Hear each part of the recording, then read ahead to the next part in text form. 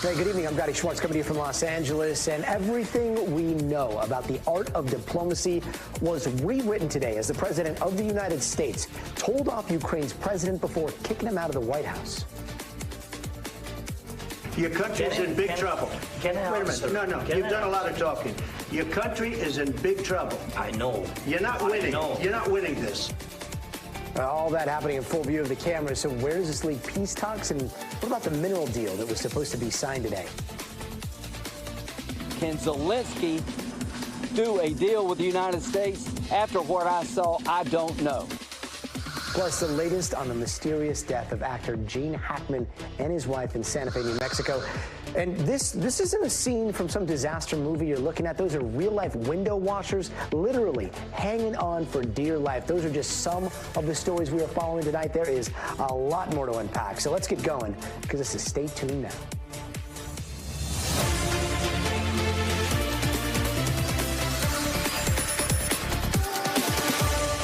You're gambling with the lives of millions of people. You're gambling with World War III.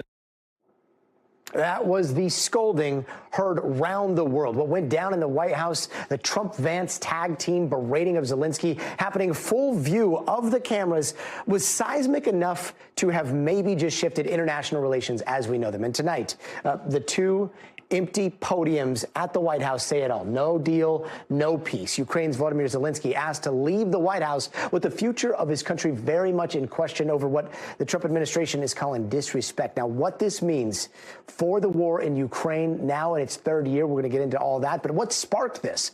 What set the president and the vice president off? What did Zelenskyy say that they saw as disrespectful? Well, seeing a quick clip is one thing on the internet, but here is the entire unedited back and forth so you can see it all and decide for yourself, starting with when Zelenskyy seemed to question Vance on the definition of diplomacy.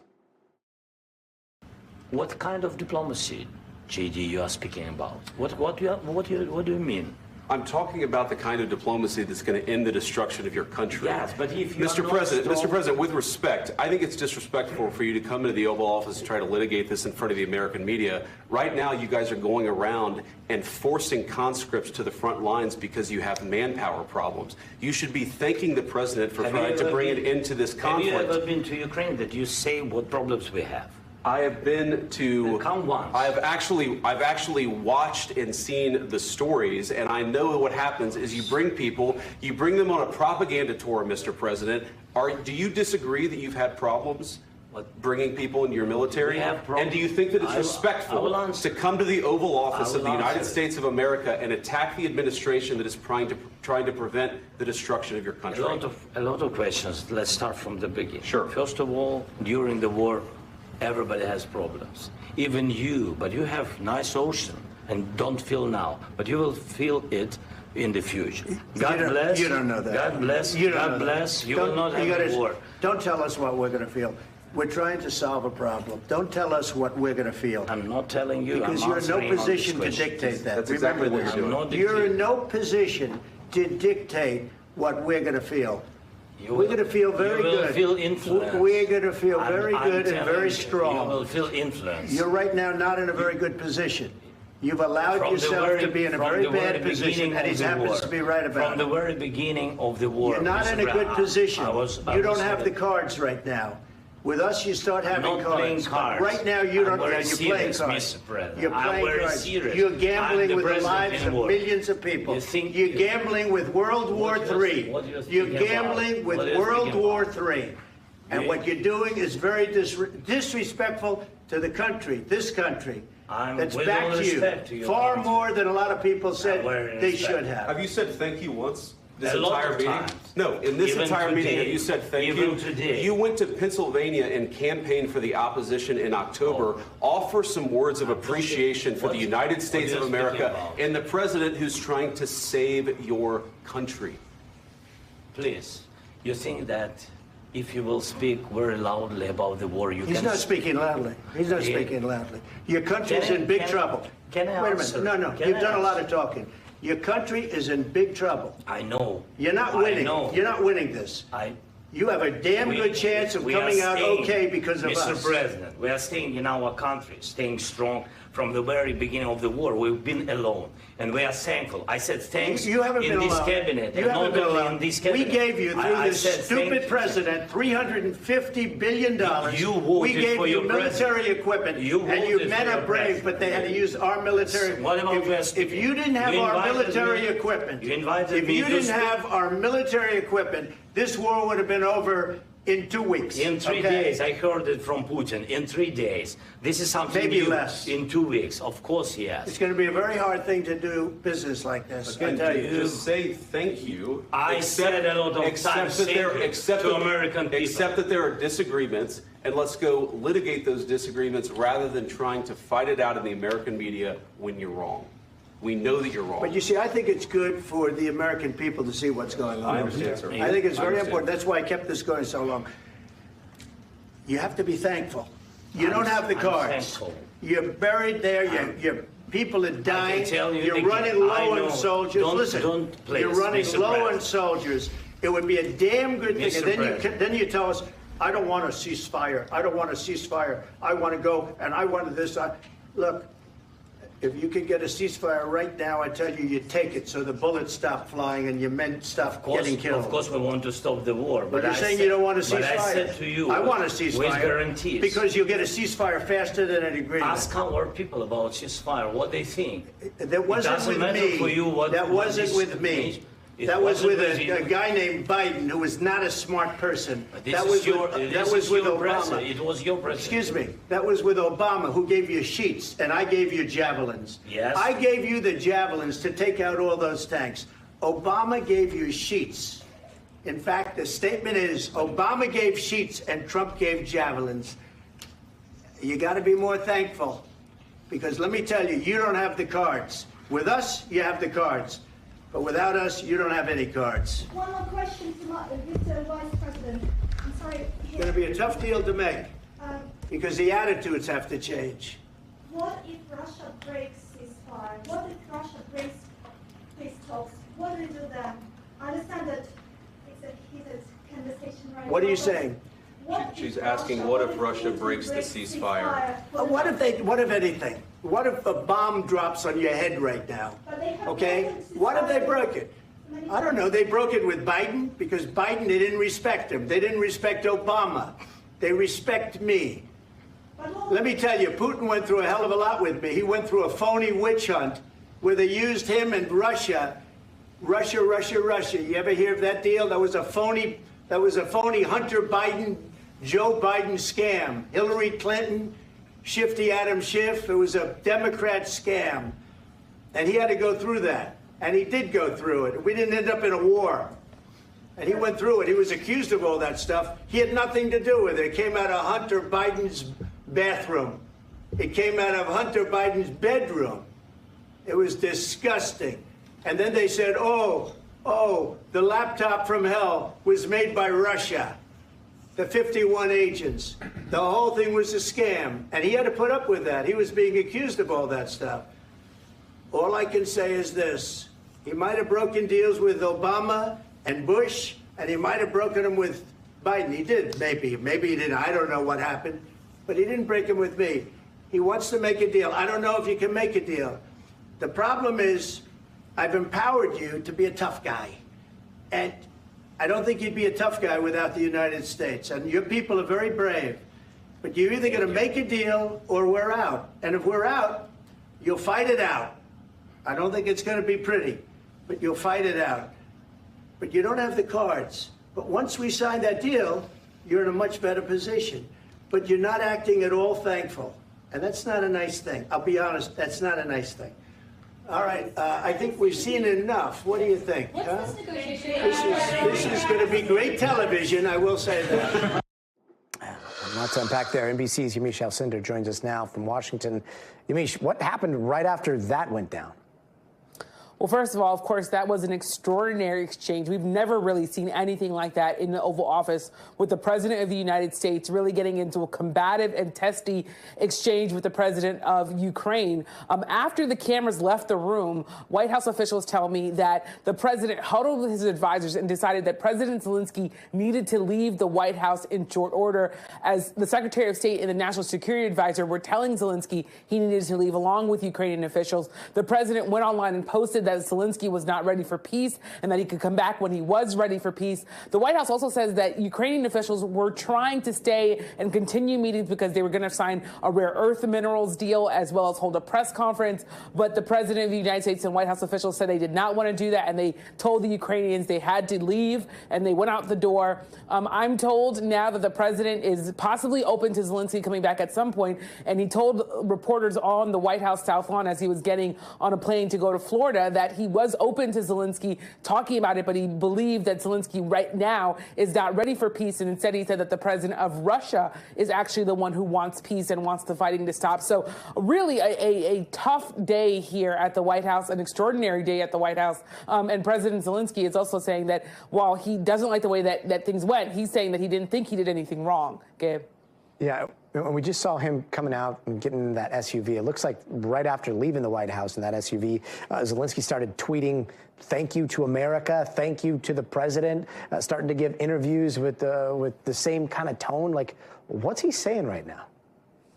Well, Gotti, after this meeting, the other thing that happened was that President Zelenskyy went and not too far from the White House did an interview with Fox News where he talked about the fact that he still wants to make a deal with the White House, with President Trump, but that he has to also understand that he believes that President Putin is someone that isn't someone that he can trust. Take a listen to more of that interview. I respect President and I respect American people. And if I don't know if I think that we have to be very open and very honest. And I'm not sure that we did something bad. So there was President Zelenskyy saying he doesn't believe that he did anything wrong. It's also important to note that part of this blow-up was because President Zelenskyy was saying that he had a ceasefire deal with President Putin in the past, and he still invaded and took over Crimea. And he was telling President Trump and Vice President Vance that he didn't believe that he could trust President Putin to have that ceasefire. But of course, President Trump said those were other presidents that were in office when that ceasefire was broken, and that he believes President Putin would not break a deal if he made it with him. So a lot to unpack here. We're not sure what the timeline is going to be of whether or not these conversations, these sort of disagreements continue, because President Trump is saying that he is open still to speaking with Zelenskyy, but just not clear when any of that's going to happen. What is clear is that this was very much a volatile day at the White House, Gotti. Yamiche, thanks so much. Now to reaction around the world. The former president of France calling it a new era in geopolitics, and that the sitting United States president is no longer our ally. It is Saturday out in Russia, and the headline there translated into scandal at the White House. Inside the Oval Office, CNN capturing this moment. That is Ukraine's ambassador making the universal sign of what is happening right now. Richard Engel with the reaction from Ukraine tonight. Gotti, this was an unmitigated disaster for Ukraine, for President Zelenskyy. Ukrainians realize that their country is in a very weak position right now. They've been watching this peace process led by President Trump from the beginning and watched it with great concern because they've seen President Trump first begin negotiations with Russia and call Zelenskyy an unelected dictator. He is not a dictator, and he is elected. They said that he has no support. President Trump said that it was Ukraine that started the war, which many people in that country found deeply offensive. I just came back from Ukraine. And now they're watching President Zelenskyy, who went to the White House, went to President Trump's office to sign a somewhat controversial mineral deal in Ukraine. People didn't know, still don't know the exact terms of this. They felt that President Zelenskyy had already been summoned to the United States to sign away the country's natural resources. He was about to do it, but because President Trump and Vice President Vance didn't like the way he was doing it, now Ukraine risks being cut off completely. It all makes Ukrainians feel incredibly vulnerable. Here in Europe, that's where I am right now, having just left Ukraine, people are watching this and watching how President Trump is treating his allies, particularly treating his allies at a time of need. And when they saw President Macron of France go to the White House, navigated a visit with President Trump, had success. They were complimenting each other. They were physically touching each other. That trip seemed to have gone well. But France is not asking anything right now from President Trump or the United States. Zelenskyy needs American support for his survival. And he was just browbeaten, knocked down, humiliated. That means makes Ukraine nervous, but it also makes America's allies nervous as they watch how America treats people who are other allies and dependent on American support. Richard Engel, thank you so much. And joining us now is Michael O'Hanlon from the Brookings Institute and Michael Allen, who worked in foreign policy under George W. Bush. Welcome to both Michaels here. It doesn't matter if you follow geopolitics very closely or not. You see that, and then the word humiliation comes to mind. We just heard it from Richard Engel there. Does this type of statecraft happen a lot and we just don't see it in public? Or was this as off the rails as it looked? And we'll start with you, O'Hanlon. Well, greetings. Yes, quite a day. You know, President Trump is one of a kind. And I don't want to say that what happened today happens normally, but I do think that tough conversations happen behind closed doors quite a bit. And I'm still hopeful, despite the horror of watching this and the spectacle, I'm still hopeful that President Trump's final comment of the day, that Zelenskyy can come back when he's ready for peace, is something we should all hold on to if we want this thing to go forward and want to believe we can still see a U.S.-Ukraine partnership. I've been a strong supporter of Ukraine throughout this. I'm often a critic of President Trump, but to be honest with you, I'm not sure we have to view today as blowing everything up. There was still a read to hold on to at the end of the conversation. And one more thing I'll say, I look forward to the other Michael's comments to frame this, but President Zelenskyy is a great guy, and he's an amazing, admirable leader, courageous people, but he did not handle that situation well, because we know who Donald Trump is and we know how he reacts in these kinds of situations. You don't pick that fight. So let's just all calm down. Hope tomorrow's a better day. President Trump has said we can have another conversation. I think that's the thing to hold on to. Amazingly dramatic television, but I'm hoping this winds up being today's news, this week's news, but something we can move beyond in March. And Michael Allen, I mean, Trump kept saying, you don't have the cards, you don't have the cards. That's when that was going down. Now, as the fallout continues across the world and people are starting to wonder where he stands and how his standing is reflected across the world, what cards does he have? How is this going to affect his standing going forward? Well, I think he was on a no-fail mission today, and he came up well short. He has to keep the United States on side. We're the superpower. We're the ones that have funded his military. And I don't think he was very disciplined throughout the 40 minutes that preceded the blow-up. I think he was way too loose. I think he was trying to debate the president. And I think he didn't read the room correctly. And eventually it led to a blow-up. Now, whether it was too much of a blow-up and whether we unduly embarrassed him, that's definitely up for discussion. But I thought that he had won the week. He had come from last week where he was being called a dictator to this week. President Trump's rhetoric was better. We were going to get a minerals deal. And even during the press conference, Trump said, we're going to continue to send you military assistance. And so for us, for Ukraine, to be on the 1 yard line of a big win and fumble the ball is a huge error on his part. He's a politician. He's got to understand that Trump is barely with him on Ukraine, and everything he was getting this week was good news for him, and he should have taken the win. And yet the situation that we find ourselves in is one where, he is possibly going to go back to Ukraine, and he's going to be talking to his military leaders. Is there a chance that, I don't know, he could lose his leadership role in Ukraine after this? O'Hanlon. I don't know. I mean, I think there's also a good chance that Ukrainians will rally around him because he was treated badly today. I agree with the other Michael and my earlier comments. I said that I don't think President Zelenskyy handled this well. But the notion of leading a country that has suffered tens of thousands of fatalities, hundreds of thousands of wounded because of an unprovoked, unjustifiable Russian aggression, and then to have the most powerful person on earth and his vice president treating you in this way, it's not particularly fair. And I don't think Ukrainians are likely to blame Zelenskyy. We'll find out. We'll see how they react. I haven't been to Ukraine in a year and a half. But what I would say is that we know what Trump's like, and we know the right way to try to deal with him. And President Zelenskyy, unfortunately, did not take that approach today. I'm not defending Trump in any way, shape, or form, but Zelenskyy sort of got into the dynamic he should have avoided. And Michael Allen, what does this do to Trump's standing on the world stage right now? Well, I think he'll be subjected to a number of negative commentaries from Europe and, of course, the Democratic Party here. But fundamentally, I think here's what this dispute is about. Donald Trump believes that he can be equidistant between the two parties in the middle, and he needs to be that way to be a fair broker.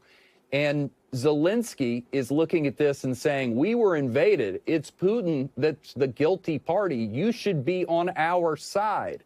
And I think those are great points for Zelenskyy to make. It makes sense to me, but he probably should have made all of those arguments in private. I think he really tried to debate the president in an open setting. By the way, it didn't work last week when he was trying to message Ukraine all across the world, and it doesn't work when you're in the Oval Office in front of the media.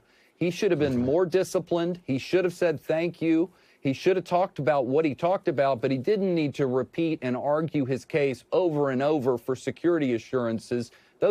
Trump's clearly not ready to issue those today. Those would be later in the negotiation. He had a great week. He could have just symbolically said to the world, look, I'm here with the United States and we're united again. But instead, things went awry. I wish he had been more disciplined like Netanyahu, Starmer, and Macron, who came in tight and knew what they needed and what they wanted and got out unscathed. Here, I think this was an undisciplined performance. And Michael O'Hanlon, does he have any options other than to just sign whatever agreement, whatever mineral agreement or any other agreement that the United States puts in front of him right now? Can he go to Europe and possibly defend Ukraine without the United States, or is he backed into even more of a corner after all of this? He doesn't want to lose the United States. I feel bad. Michael and I think, are both making what I hope are valid points about how President Zelenskyy could have handled this differently and how he should have handled this differently. But let's also remember, this is a guy who's been at war for 3 years, leading a people that have been beleaguered and under bombardment and, savage attack for 3 years. He himself is often at personal risk. Putin's been known to want to kill him. He comes here and he's speaking in English, which is not his native language. I've met President Zelenskyy. He's a very charming person. But English is not his first language, and he's trying to contend with not only President Trump, but J.D. Vance. So he's in a tough spot.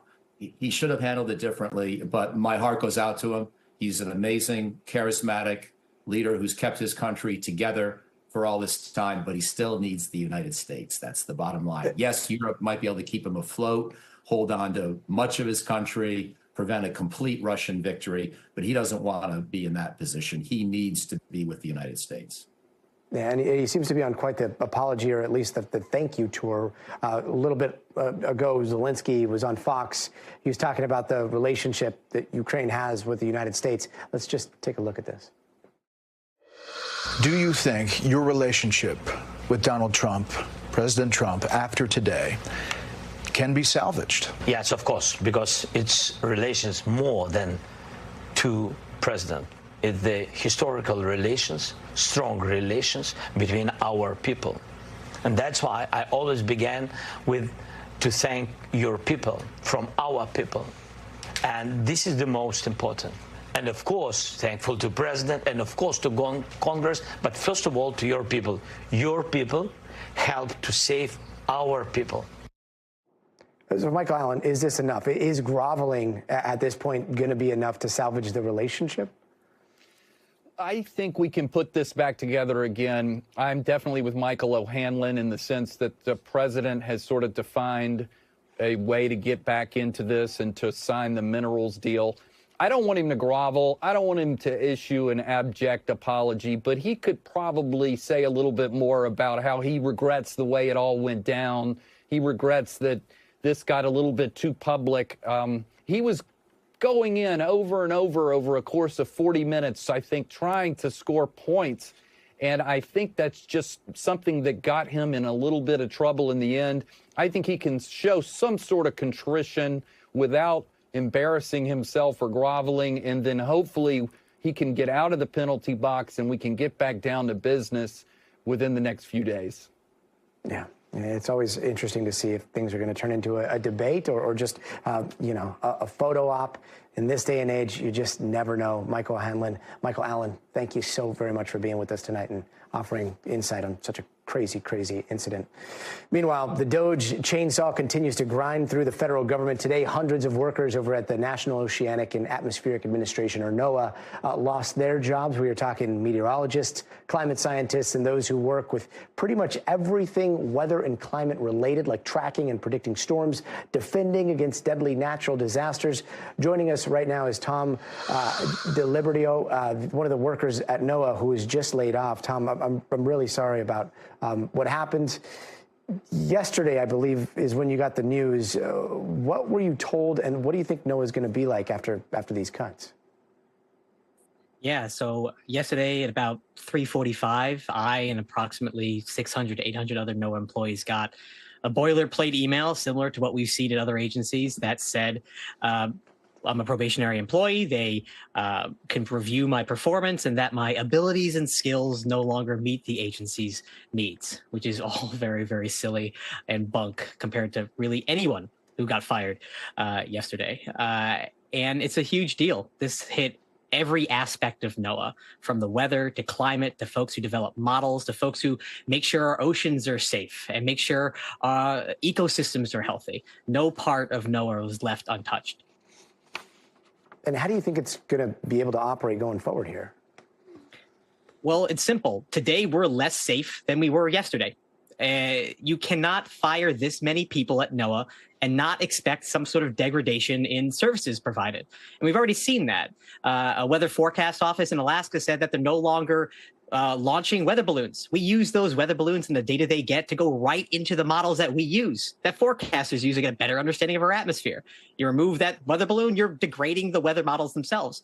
We had multiple members who actually run the models at NOAA fired yesterday. So there's no way around it. And as we get into severe weather season across the plains, as we get into the hurricane season this summer, we're asking the really dedicated folks still left at NOAA to do so much work with less people. And you're just asking for something horrible to happen.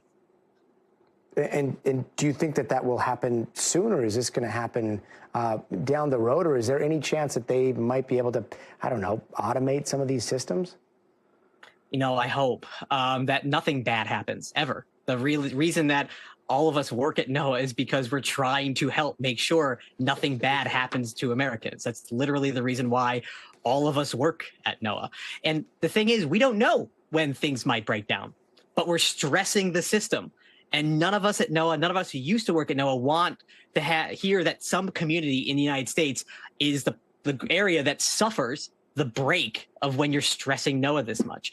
And when it comes to automation, you can automate some things, but the key thing is you can't automate forecasts, and you can't automate the ideas that help push NOAA into the future when it comes to developing more models.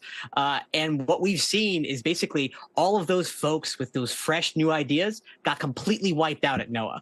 And that's a horrible thing. It's putting us further behind the rest of the world when it comes to developing our weather and climate models. And it's just a horrible thing to happen.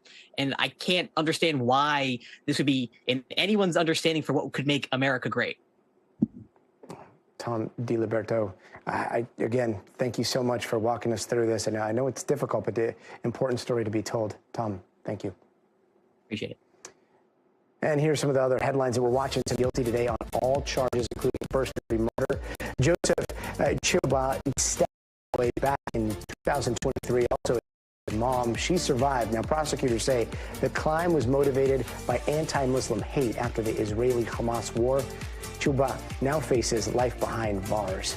And President Trump is expected to sign an order making English the official language of the United States. Now, this is the first time in history that the country would have an official language, even though the majority of the states have already designated English as such. It's still not clear when Trump's going to sign that executive order. And a South Carolina man was killed by a booby trap this week, and his own family member was behind it. Now, Jordan Dove was killed by a shotgun contraption, which was set off when he entered an empty house. Police say they've arrested the family member responsible. It appears the trap was intended to be aimed at law enforcement. And with the sun setting tonight, the holy month of Ramadan begins. The start of the month traditionally depends on the sighting of the crescent moon, and Muslims around the world are celebrating it as a time for increased worship and reflection with daily fasting from dawn to dusk. And measles cases in Texas continue to grow, with officials there saying cases have risen to 146. That is up 22 cases from just Tuesday. An unvaccinated child died in Texas earlier this week in what's now the largest outbreak there in 30 years. And don't go anywhere. We are just getting started. Up next, we are learning more tonight about the death of actor Gene Hackman, why officials say he might have been dead for more than a week. Plus, the Jeffrey Epstein files have finally dropped 5 years after his death. So why are there still so many unanswered questions? Well, that's all just ahead, so stay tuned. And welcome back. The death of legendary actor Gene Hackman still has a lot of people asking questions. And earlier today, investigators in New Mexico gave an update on what might have happened to Hackman and his wife. Both individuals tested negative for carbon monoxide. An initial interrogation was conducted of Mr. Hackman's pacemaker.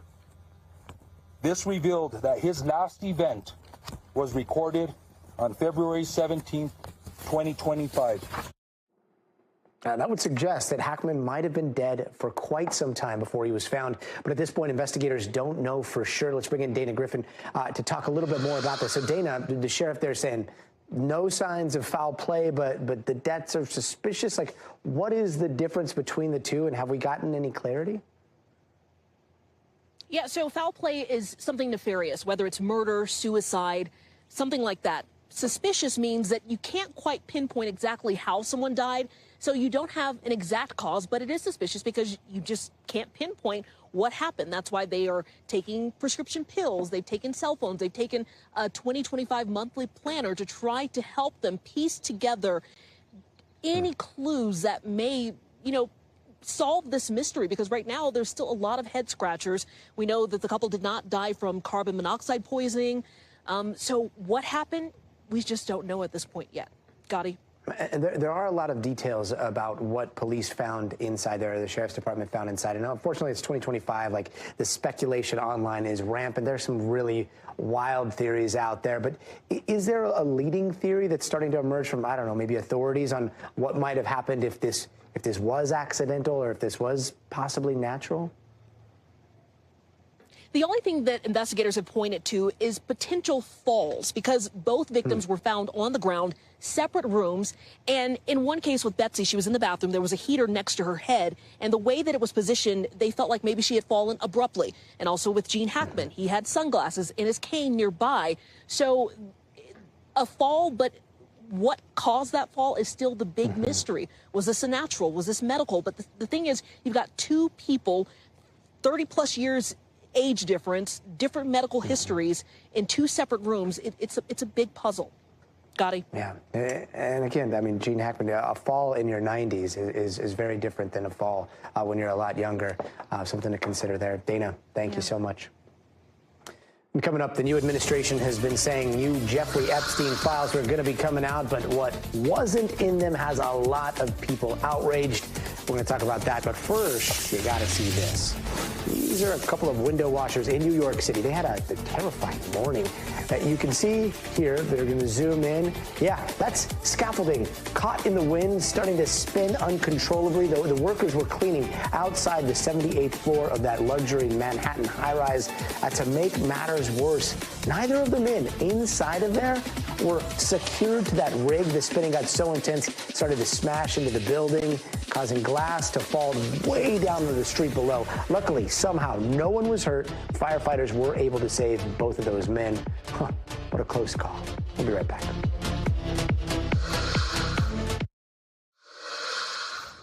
Hey, welcome back. All right, so diving into these pictures coming out of the White House that you might have already seen, a group of conservative social media influencers leaving the White House with binders in their hands. Now, if you zoom in a little bit closer, you can see that those say the Epstein Files Phase 1. So did the world learn a lot more from these new documents related to the Jeffrey Epstein sex trafficking case? What's interesting is we're all waiting for bombshells, we're all waiting for juicy stuff, and that's not what's in this binder. That's not what's in this binder at all. And that's exactly how the Attorney General presented it to us. Okay, so here's the thing. The people that got the binders, like the person you just heard, they're not mad at the president. They're not mad at the Attorney General Pam Bondi or whoever gave them that binder, but instead they are blaming the, quote, evil deep state, who they say is allegedly withholding all the real information. Sarah Fitzpatrick joins us now. She's a senior investigative reporter for NBC. She's been following the Epstein case for years now. Okay, Sarah, so Trump has been promising these files for a while. Administration has been saying that we're going to see them. What is this binder thing that we just saw happen? Gotti, it's honestly an excellent question, and the answer is we're still trying to figure it out. Yesterday, we saw, these documents be released. It was in a very quick fashion. It's unclear what the timeline was about how long this had been planned. But what we saw was no new information, truly, that was released into the public domain. This was all information that had previously been available in court filings, in civil litigation, presented in front of a jury over many days in court. And so what I think happened here, or what we believe may have happened here, is that there was a kind of collision between the online conspiracy theorists and those who have, around the Trump administration that have discussed those theories and reality. And so you saw this presentation of information as if it was new, but it was in fact, in many cases, very old. I spoke to one Justice Department official who said only on background that they perceived that the timing and the purpose of this release yesterday was intended as a distraction from other matters. Exactly what those other matters are, it's unclear. Of course, yesterday, as you mentioned, we had the Tate brothers release, which of course has received a lot of criticism around the country. But it was definitely something that I think was intended to get a lot of attention, but not provide any new and substantive facts. Gotti? And yet, on the right side of influence, you have a lot of influencers that are saying, hey, we want to see the details. We saw some sort of letter go or a memo go from Bondi over to the FBI and Kash Patel, strongly worded, it looked like get us the rest of the details by, I believe, tomorrow. That was yesterday. Today is today. Have we seen anything new? No, we haven't seen anything new. It's been oddly silent, and we have been asking questions at the White House, at DOJ, et cetera. It is clear, though, from that letter that you point out, Gotti, that there appears to be a setup of some kind of conflict between the new leadership of the Trump Justice Department and the FBI. Of course, the FBI in New York has been investigating Epstein in various ways in recent years. We had investigations into Epstein himself, into his alleged co-conspirator Ghislaine Maxwell that went to trial. And then there were other ongoing investigations into multiple other alleged co-conspirators, women that were both victims and employees of Epstein that may have contributed to this scheme and enabling the scheme, as well as Prince Andrew. So there are other materials that exist, but they are unlikely to ever see the release because of federal laws against releasing the information about victims and other matters. To be continued then. Thank you so much, Sarah. And here are some of the stories that are happening out west that we're following. The former LA Fire Department Chief, Kristen Crawley, is appealing her dismissal. She was let go from her job after a pretty heated back and forth with the mayor over how the city responded to the wildfires here. Her appeal required 2/3 of the city council's vote to succeed. Two men in Fresno, California, are accused of harassing local businesses while pretending to be ICE agents. Authorities say the two were filming their confrontations with the public to post on social media. This comes not long after actual ICE officers raided the nearby area. Police say they arrested the men who were cited and released. The firefighters put out a huge fire out in North Dakota. A witness video shows massive flames and smoke fuming before the fire was put out around 3 hours. Luckily, no one was hurt, and they're still trying to figure out what caused it. And one of the most controversial people on the internet is back in the United States today. Social media influencer Andrew Tate, who has been under investigation for human trafficking out in Romania. He landed in Florida with his brother yesterday, and both men have been facing some very serious international charges, which they deny. And when the brothers touched down in Florida, Governor DeSantis said he didn't want them there. No, Florida is not a place where you're welcome with that type of conduct in the air.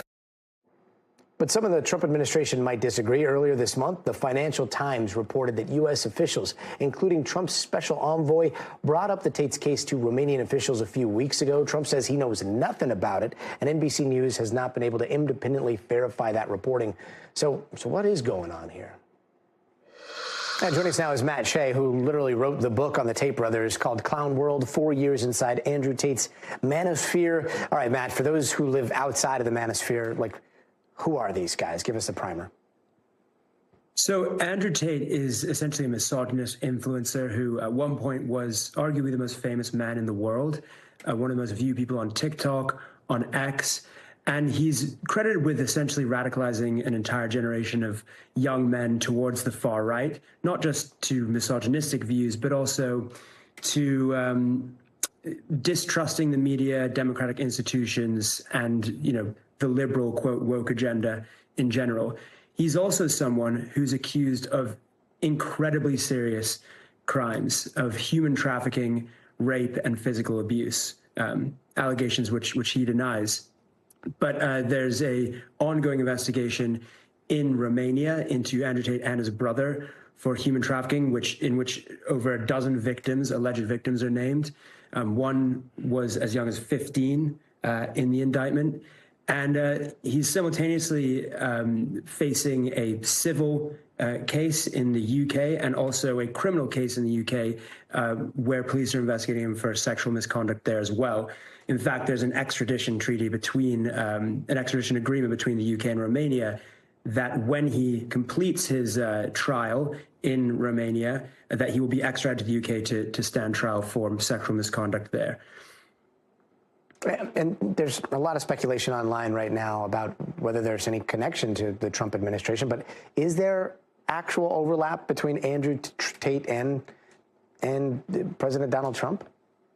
Oh, 100%, 100%. So, I mean, first of all, Paul Ingracia was Andrew Tate's lawyer who represented him in this human trafficking case. He is now one of the top White House officials. He was the White House liaison to the Department of Justice. He's now been reassigned to the Department of Homeland Security.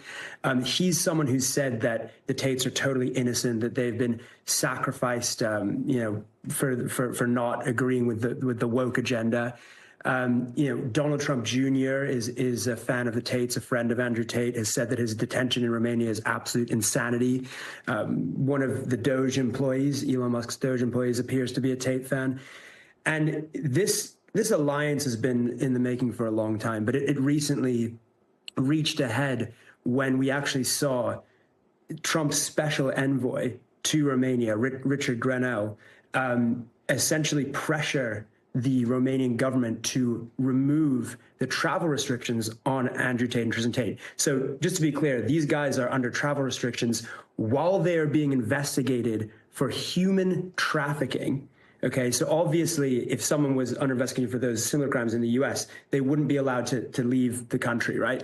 But the U.S. has pressured the Romanian authorities to allow them to travel to the U.S. So the big question is, why would the Trump administration invite someone being investigated for serious crimes of human trafficking and rape to the U.S.? And if Romania does want him back under arrest in that country, like, how does extradition work? We've got an extradition treaty with Romania, right? Or at least we did. What does the future look like here? Oh, well, I mean, at face value, him and his brother are just allowed to travel to the U.S., but will have to return to Romania when summoned by the courts there. Now, what to watch for now is what would happen if the Romanian courts summon them back to Romania and they refuse to go, would the U.S. extradite them is the question. Now, we have no reason to believe that they wouldn't. I mean, that would be a whole new level of unprecedented insanity. But yeah, I mean, there would have to be a very valid reason. There would have to be an extradition hearing as to why the U.S. wouldn't be extraditing them back to Romania to stand trial for human trafficking. Also, I understand that the UK government is now looking into extraditing the Tate brothers from the US to the UK directly to stand trial there. Oh, such complicated cases there. Matt Shea, thanks for joining us. No worries. Well, let's take a quick look around the world. This afternoon, the Vatican said Pope Francis's health took a sudden turn for the worst. The 88-year-old Pope has been dealing with respiratory issues and pneumonia in both of his lungs, and today he was treated for a bronchospasm, but the Vatican says he's still alert and responding to treatment. And things got very violent in Greece as protesters threw gas bombs and rocks at cops who shot tear gas, stun grenades, and water cannons at them. Hundreds of people took to the streets to protest their frustration with the government as its second anniversary of Greece's worst rail disaster hits. In 2023, 57 people were killed when a passenger train crashed head-on with a freight train. The 2 Russian tourists died while scuba diving in the Philippines. Coast Guard officials say one drowned while the other was attacked by a shark and unfortunately lost his right arm there. 2 other tourists with him managed to swim back to their dive boat. And if you are a K-pop stan, do not kiss the K-pop stars without their permission. Cops in South Korea have summoned a Japanese woman over allegations she kissed Jin, a member of the K-pop boy band BTS, without consent. Now, this goes back to last June at a free hug event to celebrate the end of Jin's mandatory military service and the band's 11-year anniversary. Local media reported that the woman in her 50s kissed Jin on the cheek and blogged about his soft skin. Japanese police helped ID the lady, but she's reportedly refused to show up for questioning. Before we go, it is time for the future of everything. Forget the Super Bowl and the NBA championship. There's another event people are placing big bets on this weekend, the Oscars. We are rolling out the red carpet to explain next. Stay tuned. I'm Gotti Schwartz. So yeah, real quick. You might want to look up tonight because there is going to be an epic planetary parade. That's when all the planets line up in their orbits around the sun. We get to see that. So we hope you enjoy that tonight. We'll see you here Monday. But until then, stay tuned now.